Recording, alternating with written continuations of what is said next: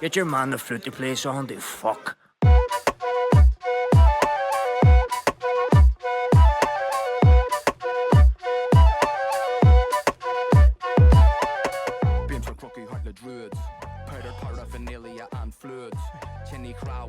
Hola, como vai todos, and welcome back to episode number 97 of the Inline G Flute podcast with me, your host, motherfucking Inline G.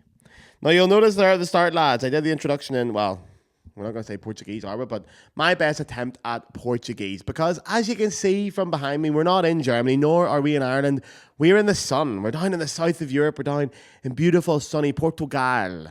I'm on my holly bobs. To tell you the truth, lads, I'm on my holiday, so I'm actually down here. Who the fuck is that? I'm actually down here for a wedding. Two of my best friends from my childhood are getting married to each other. Or they've got married to each other and all. Congratulations to Mr. and Mrs. Manso. And we're here on our holidays. We came here for the wedding on Sunday. Today's Thursday. And all the boys and girls from back home in Belfast were here for a week to just enjoy the Portuguese sun, a couple of super blocks, a couple of sagres, a couple of sangrias, some pasta de natas. We're having a great time out here. And here, lads, I tell you what, see this week, bang in the middle of May, not a great time to be taking work off, but I took so much work off this week. I cancelled fucking everything I had. And for the first time, taking a major holiday, I didn't even think about it. Didn't even bat a fucking eyelid. Didn't care in the slightest. I really started to give less of a fuck concerning taking work off for important stuff. Not in general, but if I have to do something important, I'll take work off. Don't even blink. Don't even think about it. Just fucking do it. I don't care. I don't get that anxiety pang. I purposely, and I mean really purposely, ignore every single message, Instagram, DM, email, phone call that is anything even slightly connected to work in the slightest. So if you're waiting on a reply from me for anything, I'm sorry, you're not going to get one. Even some of my best mates aren't getting replies this week. I'm on my holidays and I'm not getting stressed out with anything. And I mean, I deliberately ignore it. I'll look at a message sometimes and go, here, I've got 20 minutes. I can sort a few things out here. No. I've stopped that bad behaviour. I used to do that all the time when I was on my holidays going, 20 minutes of replying to an email do me no harm. It will fucking do me harm. So I ignore it. And sometimes I don't even tell people I'm going on holidays. Fuck them, they can wait. It's not the end of the world, all right? It can wait. No more stress or anxiety. And there's two reasons why I'm doing that. Number one, and I don't want to sound like a dick here, but I am too good to get sacked. I'm too good at my job to get sacked for something as simple as going on a holiday, okay? I've trained extensively. I've done a lot of work. I've got a lot of experience in the classical music industry. At this point, I know what I'm doing, and I'm good at my jobs. And when I'm there, I am 100% dedicated to everything I do. So I'm entitled to a wee day off here or there. And I mean, we're talking a couple of times a year at max. And number two, lads, what's the fucking point in being alive if I can't go to my best mate's wedding? I don't care about anything else. Two of my best friends are getting married. All my mates are here. You think I'm missing that for a bit of fucking work? Not a chance. And it's one of the few benefits of being a musician is nobody dies if we take a day off. Everything's grand. We're not surgeons. We're not heart doctors. If you miss a rehearsal, they'll get someone else to cover for you. If you have a day of teaching, fuck it, the kids go without a lesson for a week, or the adults go without a lesson. They'll survive a week without their flute lessons, trust me. Most of them are fucking delighted. Remember what you felt when you had a teacher cancel a lesson? You were delighted. So don't worry about it. Everything's grand. We're very happy. I give 100% during my working hours, but what I've changed this year is I also give 100% to my off time. I dedicate myself like fuck to my days off. They're getting every single bit of me, 100% emotional dedication that I give professionally, so I'm going to give it to my downtime. But we know here, like as artists, so if anyone out there is a musician or in the creative field, you know that work never really stops mentally. We never really clock out because creativity can strike at any moment, any time, and that guilt can also strike at any moment. And we can never really do enough in our jobs. We can never really say we're satisfied and we're done. There's always something to achieve. There's always another rung on the ladder to climb up. And I'm not going to lie, this week I've had a wee touch of anxiety about this podcast because I was meant to do an episode last week, the cover for this week's one. I'm not going to lie, lads, last week I was living a bit of a lavish life. Every time I got home from work, I was doing a bit of smooching. I was doing a bit of smooching, and I thought I could either keep doing my smooching or I could make a podcast. And I thought, Gareth, will you fuck stop smooching to make a podcast? Will you fuck? You just do it in Portugal. And then I got to Portugal. Now all my mates are here and we're going out for wee lunches and we're going out for wee pasta de natas and we're having a couple of sangrias down by the beach. And I'm going, man, this is the life. All my best mates from Belfast are here for a week. I'm not going to take an hour out of my day to make a podcast. And then the anxiety starts hitting. But then I had this idea. I thought I could do an episode talking about that anxiety of taking a break as musicians And that's my podcast episode. And I thought, well, maybe it's a bit of a cop-out, but you know what? Fuck it. It's what I'm thinking about. And suddenly, I had the creativity for this episode. And now, making this episode is a pleasure, not a chore. And that's the mentality switch that we all knew, or we all need. This is like therapy for me. I get to discuss my feelings and emotions and look them up and research them. And then you guys just have to listen to me do it. While I'm not going to lie, a little bit drunk. It's fucking, what is it, 1 o'clock in the afternoon? Happy days. They have these wee mini super box. They're fucking lovely. Look at the size of them. They're lovely. Just a wee mini beer. 12 or 13 of them before breakfast would do you all right. So it's been like therapy to me. And I think that's the secret to creating art, isn't it? Is to keep it enjoyable or discover how to make it enjoyable. The minute it's not enjoyable, there's no point in doing it, because we need reminders of why we're doing this, especially if you're doing it for a living. Because I tell you what, it's not the fucking money. It's not the financial gain that we're doing art for, because there's none in it, for fuck's sake. So today I'm going to talk about holidays, or for my American audience, we're going to talk about vacation, why we take them, why we need them, and how to deal with that practice or even any kind of creative work guilt that you get when you're on your holidays.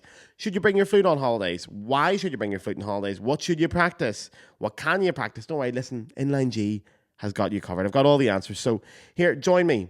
Go grab a beer. Grab a nice beer, like a Spanish beer, or, you know, one of those like sunny beers, like a Corona, or a Sol, or a Desperados, or a wee Super Bock, or pour yourself a fucking Pina Colada and stick a wee plastic umbrella in it. Give yourself a slice of pineapple, a wee bowl of olives. Here, look after yourself. Here.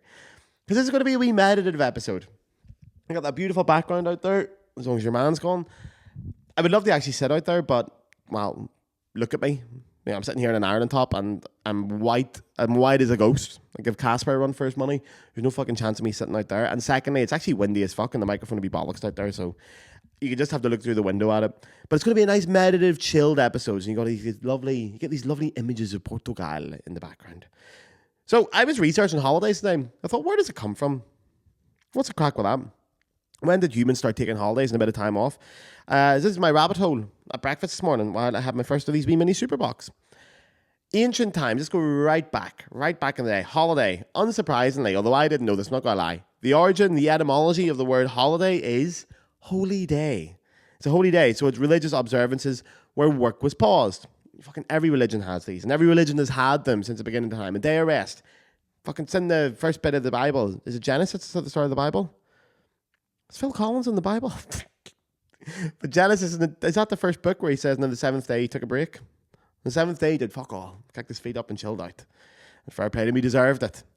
But in ancient Egypt, Greece, and Rome, there was loads of festivals and religious events which meant time off for all the citizens. Agricultural societies also had seasonal pauses. So a lot of the people working at that time were agricultural workers, so they were going to be doing the fields. You had the planting work, and then you had the harvest work, and in the middle, you just let the wee things grow. And you take a bit of time off, kick your trollers up and open up a beer. Now, if you move forward to the Middle Ages, that's where you get into like medieval Europe, holidays still remain tied to Christian holidays. Very much so. They had a lot of pilgrimages. That was a bit more common back in those days. So you think of that one these days that people do, the Santiago, the Camino, the Santiago de Compostela. I'm loving doing that accent, by the way. The Santiago de Compostela. You know that one that all your fucking hipster mates go and do to find themselves, and then they come back and they find out they were a wanker. Imagine walking 6 weeks up a Spanish mountain, you only find you were a dick at the end of it. Oh, I found myself. Fuck, look who it is. I'm a white guy with dreads now. Fuck. But people did it back in the day a lot. Pilgrimages were very common. Also, it's a spiritual journey, but it was also a form of travel, because all the rich people, it was grand for them. They could go to their country estates or their spas, but this wasn't common for the working people, so they wanted to do something, so they went on a big walk. It was all you had to do back in the Middle Ages. And then you get to the Industrial Revolution, where things started to pick up a little bit. And that's what the sort of birth of the modern holiday.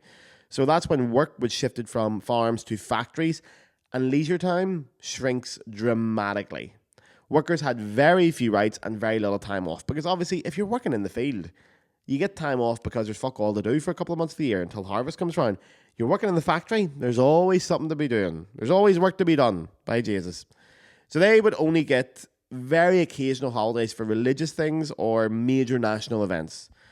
It's also where you saw the rise of the middle class and improvements in transport, which is very important, especially the railways, which made leisure travel a little bit more feasible. And that's where the modern holidays starting to come into effect a little bit.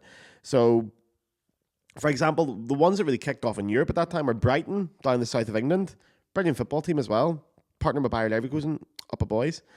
And Biarritz in the south of France. These became really popular tourist destinations, and they still are now. But that was because some of the earliest train line connections in France and the UK were to these two destinations.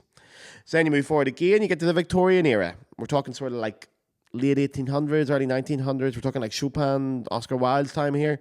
So in Britain, you had a thing called the Factory Act of 1871, which gave workers bank holidays, helping to normalise time off. I don't know what you call a bank... Well, actually, I do. I'm going to say, I don't know what you call a bank holiday in America. Fuck, we'll get to that, actually, because I did Google that. Jesus Christ. But anyway, rail travel then enabled even modest income families to take day trips. So they could take a day off and go down to the seaside or the beach, somewhere like that. And the idea of the holiday as a restorative escape from urban life took root. And it was tied to sort of health and morality to an extent. But it was this idea that you get your day off, you go look after yourself. You work hard, you get your day off, go have that. Then you have the 20th century, you get the real rise of the holiday, or the vacation. That's a big thing, because that's where you start to get these laws about paid holidays. So France in 1936 and the UK in 1938 granted paid vacation to workers. It was enshrined in law. The US, and it says here, I got this quote, the US, interestingly, still has no federal law guaranteed paid vacation. It's employer-based. That is not interesting. That is fucking diabolical. There is no... we'll get to that. Okay, we're going to get to that. But after World War II especially, holiday travel boomed. It blew up. So beach resorts, ski holidays, package tours, it all became mainstream. People have been doing it since the 50s and 60s. It really started to blow up. And this whole idea of like a 2-week summer holiday, that became ingrained in a lot of cultures, especially over here in Europe. You had your 2 weeks where you went abroad. And then nowadays, like right now, you have your globalized getaways. So you got the low-cost airlines like Ryanair, wrapping the boys, and even digital nomadism. It's reshaped holidays again. People take mini breaks. They do eco-travel, they do volunteering. They work from sunny places. So you go over here, you go to Portugal and you do a podcast, for example. Happy days. Now, I mean, the pandemic kind of fucked everything, but since then it's been back with a vengeance. Back with a vengeance. People are loving travel and holidays now. And holidays are often seen now as necessary, like vital for your mental health and your creative renewal. And they're not just a luxury. They are vital. And I really believe they are. They're essential to your mental health and to a modern person. So, yeah, we're going to get onto this here. Fucking hell, lads. Talking about paid holidays, by the way, because I'm going to take any excuse I can to piss on the USA's parade. Only 4 countries in the world, I mean, in the entire world, I don't know how many countries there are, like 500 or something.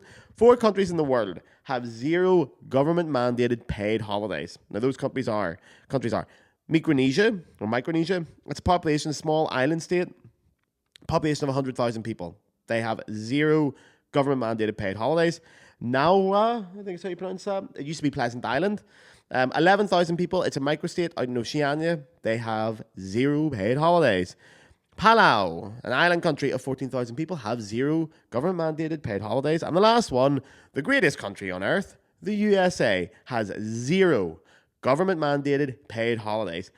Fuck all. That means every country in Europe, the Middle East, the Far East, Asia, all more than the USA in terms of paid holidays. And apparently the USA is the best country in the world. What the fuck? I had no idea you get 0. You don't even get bank holidays. So like, I'm talking about the 2 different holidays you can get is when you're in the UK, France, Germany, your employer has to give you paid holidays. He has to give you a certain amount of days. They have to give you a certain amount of days of paid vacation leave where you can take your holidays and go, but you're still paid. And then on top of that, you have a certain number of bank holidays where everyone gets the day off work, but you're still paid. These are for major events, or to be honest, sometimes you're just thrown in the middle of the year at a point where it's quite nice to take the day off. So Germany has loads of them. There was one last Thursday for Labor Day, so International Labor Day and Workers' Rights Day, and that was a Thursday. So everyone else, we all got the Friday off anyway, because I'm sure it's day before a weekend. Everyone gets the day off. It's called the Bridge Day, the Bocatag, or le Pont in France. They do it as well. The UK tends to wait to a Monday, so all your bank holidays tend to be on a Monday. For that reason, so you get the long weekend. It's not as good, because then with Germany, you get a couple more than what you're legally amount to get. You get a couple more. You get a couple of bridge days a year. So it's not official, but everyone gets it off. So 0 paid public holidays guaranteed in the US. Like, what the actual fuck why do they love the USA? Why do they think the USA is the greatest country in the world? Why do they think it's worth living in? What the fuck is over there?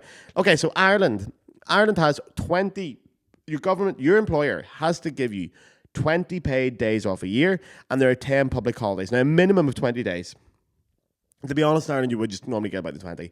The UK gets 20 days off with 8 to 10 public holidays, paid public holidays, depending on the region you're in. So obviously, Northern Ireland, Wales, Scotland will get different days to England, but between 8 and 10.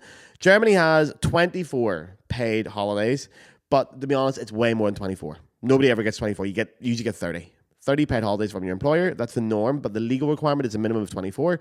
And then you get, I think it's 12 public holidays. So it's a lot. France has 25 legally mandated paid holidays, and then 11 paid public holidays. Although there is some rules, if you work for the state in France, you can get more. Depending on the hours you work on the shifts, you can get more than that, a couple of extra days. And that is why in America, the work-life balance is so fucked. It's so skewed. I see all these videos of people like stressing about saving till they're 65 and like they're in their 30s and like, I want to be able to enjoy my life when I'm 65. I'm like, we're enjoying our lives now. I mean, of course we want to have pensions and look after ourselves, but the state does that for us because we're in a first world country. We don't have to stress like America.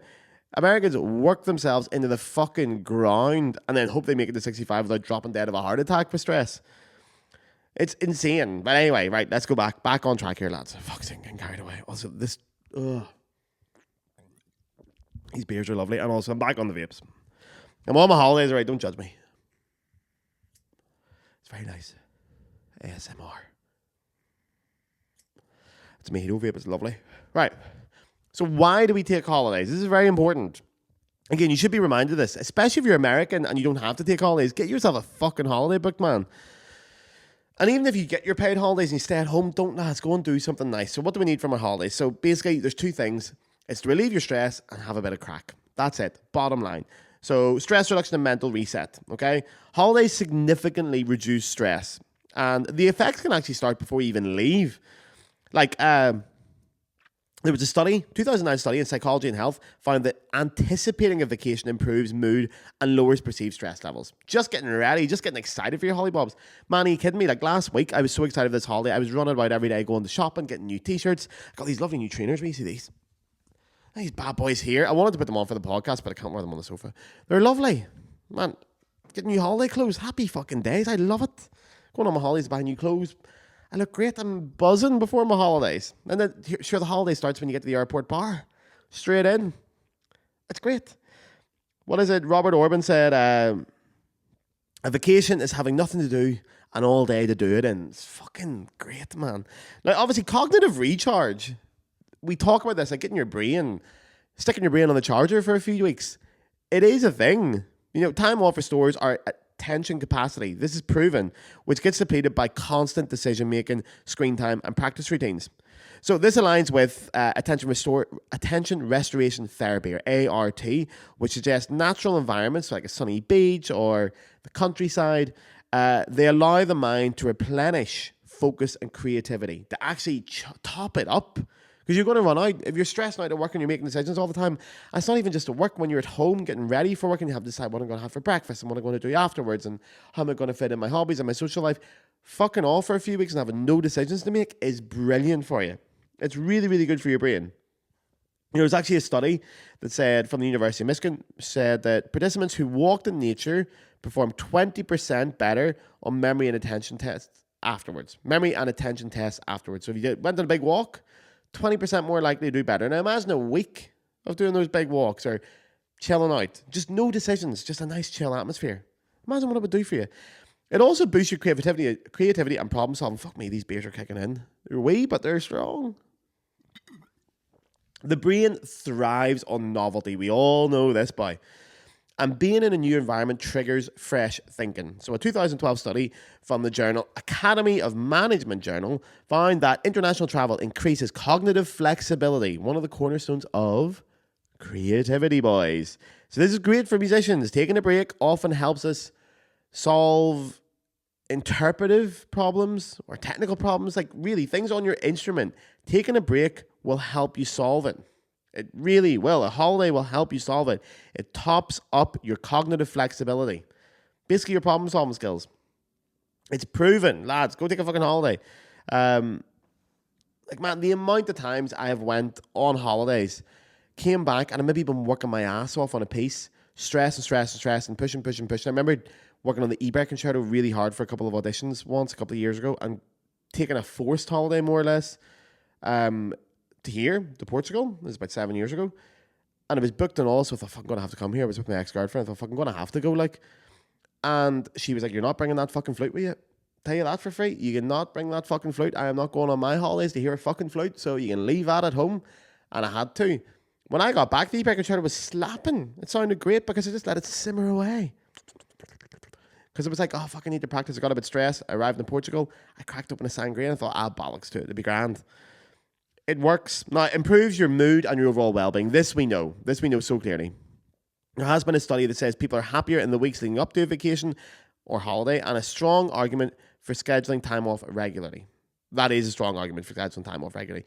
You should be doing it regularly. And they've also been shown to improve sleep, reduce burnout, of course, and boost your overall life satisfaction. 100% satisfied all the time. Now, apparently the effects are most strong when your holidays are restful. They're not rushed. Now, a restful holiday, there's different opinions on it. Doesn't mean you have to lie on the beach all day. This is a restful holiday for me, and I'm out every day. I'm out talking and having conversations and having crack every day. I'm not sitting on my arse. I hate doing that. But it's restful for me. I'm switching my brain off and letting it do the things I want to do. So, should you practice on your holidays? Let's get to this now. Let's get to the core of this. And this applies to any kind of creative job or any kind of work that involves creativity. Now, I have my answer, okay? And it's my podcast. So you'll be getting that at the end, and you'll fucking take it as gospel, right? The Inline G podcast is not a democracy. It is a dictatorship. And I have my answer of should you practice on your holidays. But for the sake of balance and for, unbiased journalism, I'm going to give you both sides of the coin. So the key thing is, what does work or creativity do for you? Okay, what does practice do for you? At the time of your holiday as well. So the time you're going on your holiday, what is it doing for you? And is it bringing you joy? Is your flute practice bringing you joy? Because this will change. It might be bringing you joy now, next year, it might not. 2 weeks, it might not. You have to be very attentive to yourself and your own emotions. A good bit of emotional intelligence here, lads, to know when you're going on your holidays, am I really enjoying my practice here? Or am I doing it because I'm stressed? Because intrinsic motivation is a mental health booster.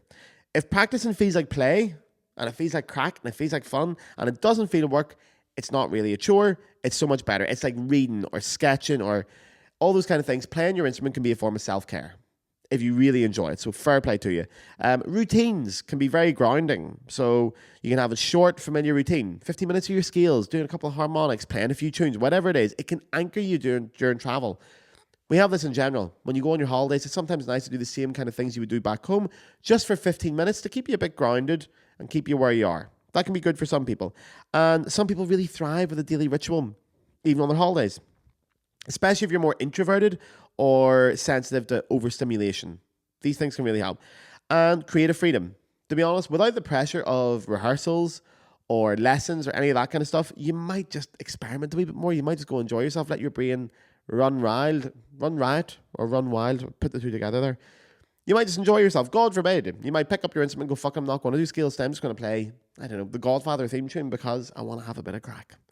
And that's good because when you're not at home in the normal environment and you're not getting ready for anything, you go, fuck it, yeah, I'll just have a bit of crack on my instrument. I do that. That's one thing I do. I didn't want to bring my flute in this holiday, but I had to teach a little bit. And I promised myself I'd only get it out for the lessons because normally when I get it out, I'm like, fuck, it sounds like shit. I'm not going to be able to stick to it and blah, blah, blah. But I actually played a few tunes because I was really enjoying it. I was just in a good mood and it made my day. So sometimes it's great.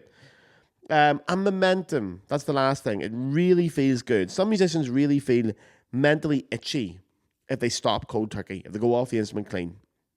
So sometimes for them, a wee bit of a light touch, a wee bit of practicing, just keeps the brain ticking over, stops them from going mad. The key is the key is not to prioritize what's on your schedule, but to schedule your priorities. Oh, isn't that great? Isn't that great? That's from a guy called Stephen Covey. You might know him. He's a bit of a wanker. He writes all the self-help books, but I like him. I like the quote. I don't like him. He's a wank, but I like that quote.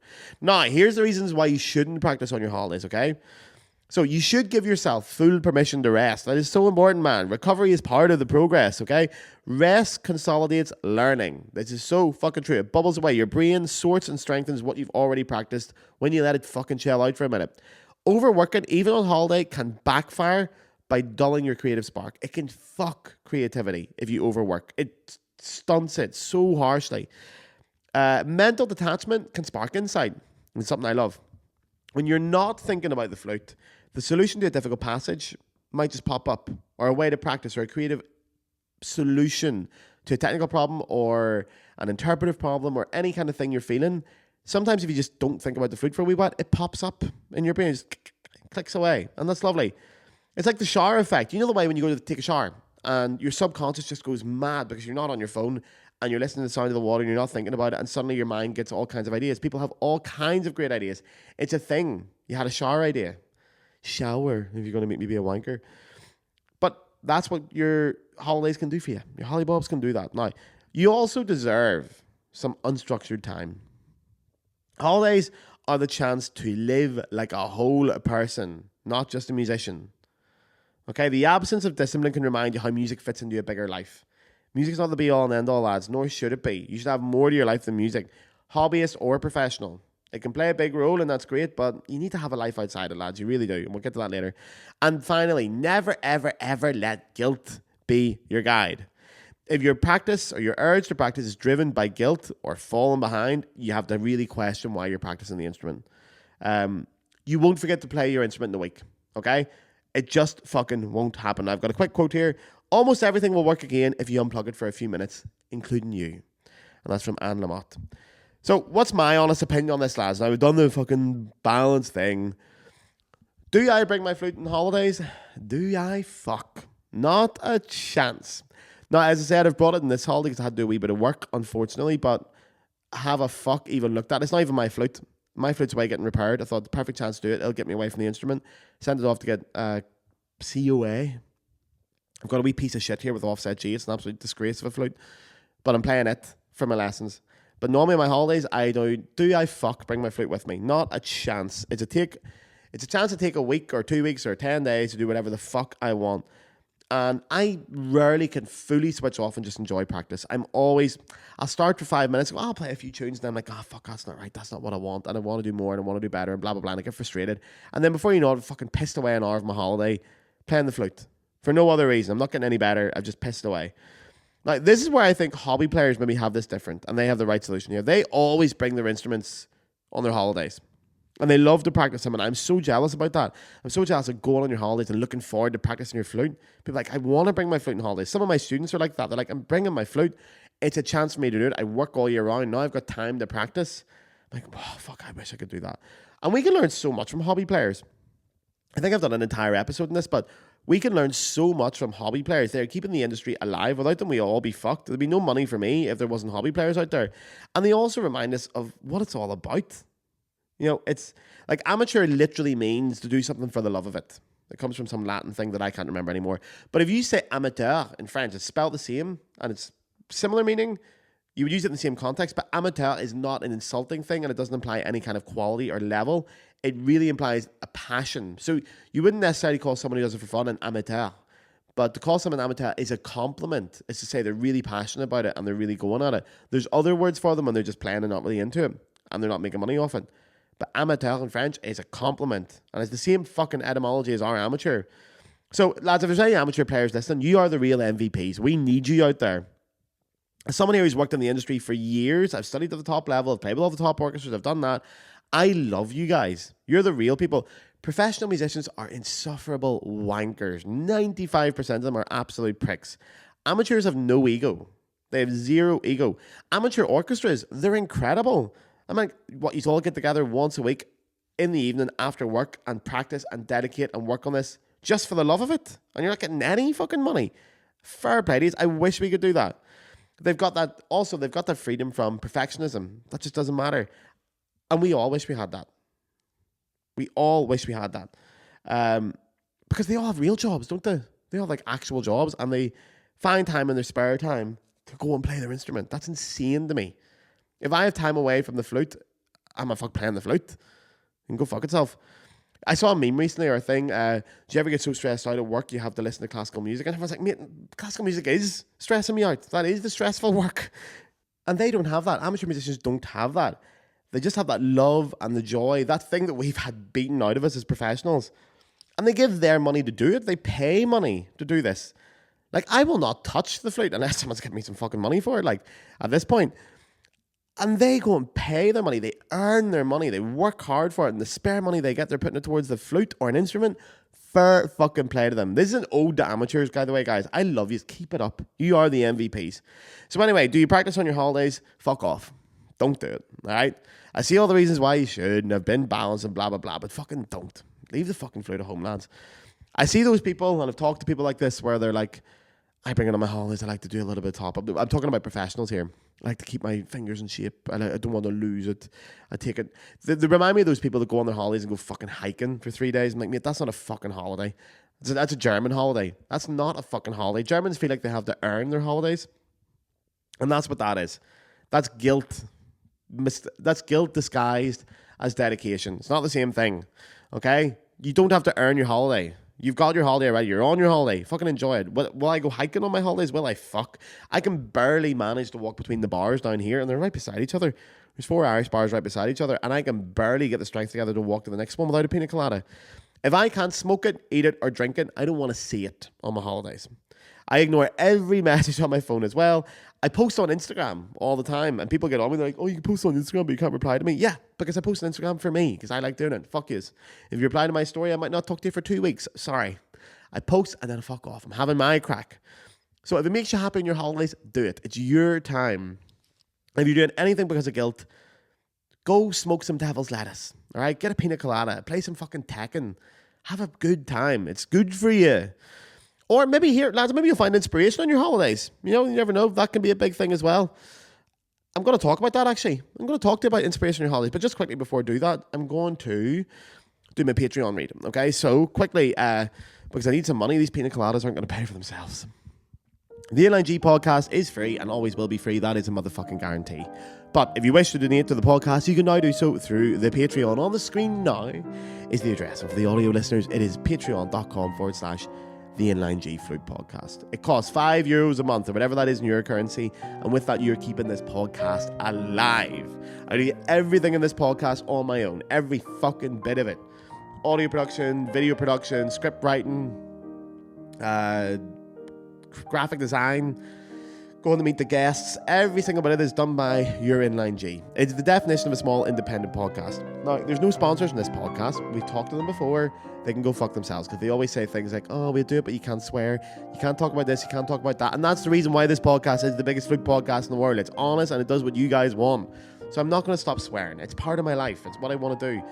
And I'm not going to take fucking 150 quid to make me stop doing that. My prices are much higher than that.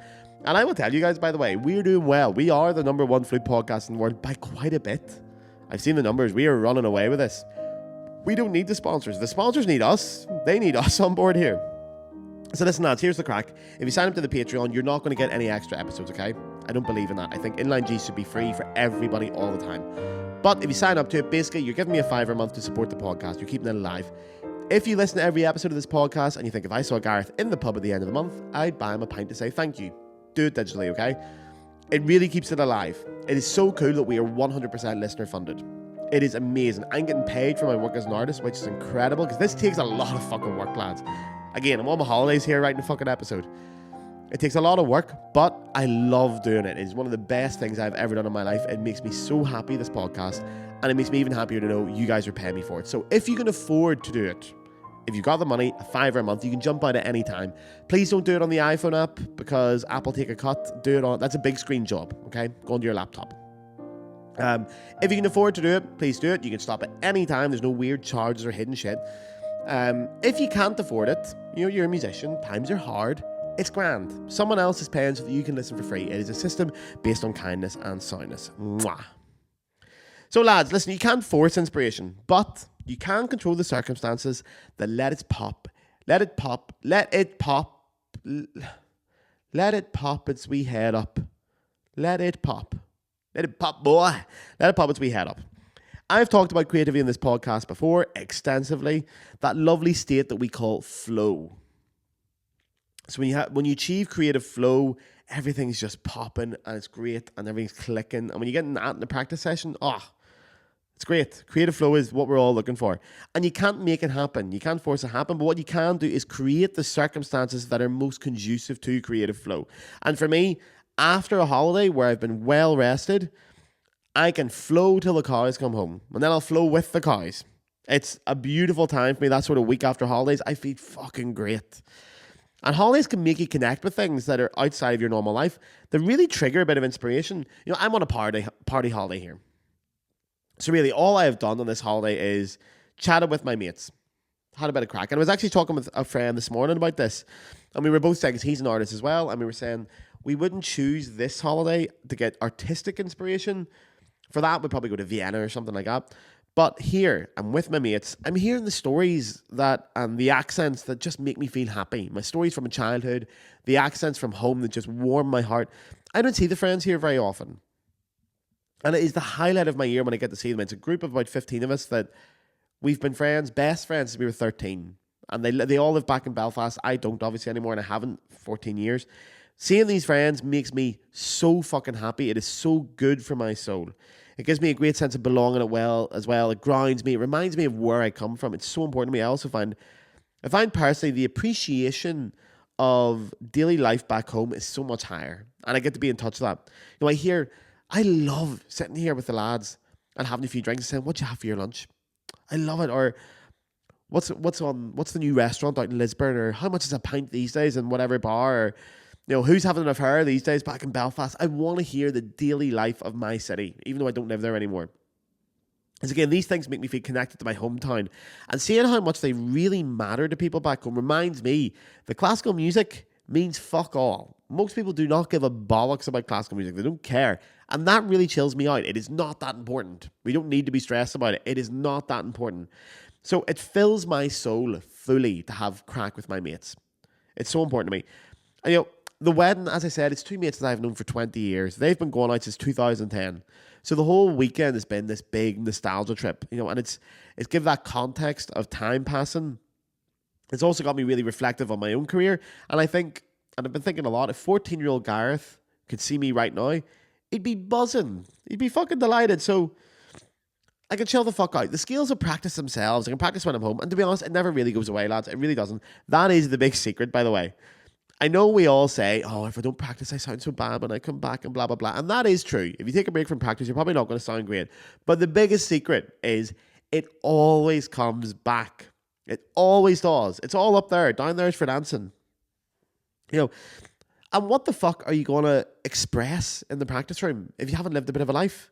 What's the point in trying to express music if you've got nothing to express? Go live life. Bring back your emotions to the music. Composers were hardly born people. They lived extensive lives. People always have a pop at me saying like, "Oh, you're drinking too much and you're just vaping too much and you're having too much fun and that's not very becoming of a classical musician." I'm like, it fucking is. Are you kidding me? Have you ever seen what classical musicians get up to? Also, by the way, when I say about that, smooching too much, has anyone noticed? It's not an engagement ring. Don't fucking panic. But my clatter ring, it's flipped, boy. Flip the clatter ring, the heart's pointing down. You know what that means. It means my days of running about Europe smooching are over. I'm only smooching one person now. The scandal of it all. But I'm drinking every beer that's going in Europe, but I'm only smooching one person. But anyway, composers, they went wild. They famously went wild. Classical musicians being born. It's a load of shit. Like a couple of examples. Franz Liszt, he rode and drunk his way across Europe. He had fucking panties being thrown on stage at him. Wagner, albeit he's a bit of a prick, he once ordered a bath, custom built, and got it filled with champagne. And he never even fucking paid for it. He got it on tick, and then he hoped that some rich bureaucrat or nobleman would pay for it. And they usually did. He never even paid for a fucking penny of it. Mussorgsky. Have you guys ever seen the last ever picture of Mussorgsky taken? Google it. The last picture ever taken of Modest Mussorgsky. He makes Georgie Best look good. He was 42, but he's taking his big red face all on him. He died of alcoholism. The fucking state of that, as if he was well behaved. He literally died from too much pinting. Debussy had an affair, right? And then the woman that he had an affair with, he left her. And when he left her, he just left a note. Didn't even say goodbye to her. He left a note. And then she tried to shoot herself because she was so sad about it. She survived. There was the whole talk of Paris.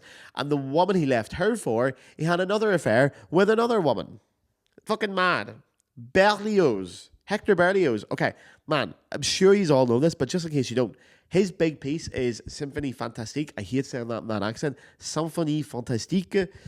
Huge, big, romantic, heavy symphony. He was off his tits writing that. He took so many opioids. He was off his fucking tits when he wrote that.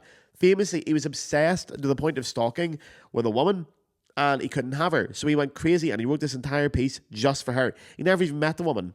And best of all, the woman, an actress, she was Irish. She was fucking Irish. Harriet Smithson. They got married, actually, after all that. When she finally heard the piece, she was like, here, fuck, that is lovely. I'll ride you. He finally got her, and then she went mad with jealousy. Had to quit her acting career, had a load of strokes because of the stress, got paralysed, and then sure fucking Berlioz looked at her and went, you're paralysed, don't fancy this anymore, love, fuck you, I'm going to ride someone else. As if these guys, as if classical musicians are well-behaved people. Are you fucking kidding me? Although that example there, that's just French men being fucking wrath. They do not deserve our beautiful Irish colleagues. So when anyone says you're out there partying too hard, tell them, do you know what? Fucking eat them. If anyone tells you you're partying too hard for a classical musician, just fucking eat them. Smoke them. Channel your own composer. That's what I'm doing here. Listen, I've got a super bock and a vape. It's fucking 12:30. And I've said for so long, lads, a happy fighter is a dangerous fighter. That's a quote from Card Frampton, 3-weight, 2-time world champion of the world in boxing. World champion of the world? Yeah, people do say that, don't they? Anyway, champion of the world. And he always said a happy fighter is a dangerous fighter. Look after up here first, all right? Go have a bit of crack and bring it back to your music. So here, let's end this. Should you practice on your holidays? If it really gets you going and you really love it, then fucking do it. Fill your boots. Okay, in all seriousness, if you really enjoy practicing your holidays, please do it. Do what you like. Otherwise, if you don't, if there's even a tiny tinge of guilt, leave the fucking flute at home. All right? Order a few sangrias. Stick on some Sean Paul. Trust me, the food will be waiting there when you get home. And here, you might even fucking enjoy yourself. And God forbid, you might have something to express on your instrument. So, fuck it. I don't know, lads. Listen, this vape's nearly done. I need to go buy a new one. I'm going to pop down to the shop for that and 12 more Super Bock. I hope you have a lovely weekend. Up a rat, and I'll chat to you soon. Mwah. Get your man the flute to play something, the fuck.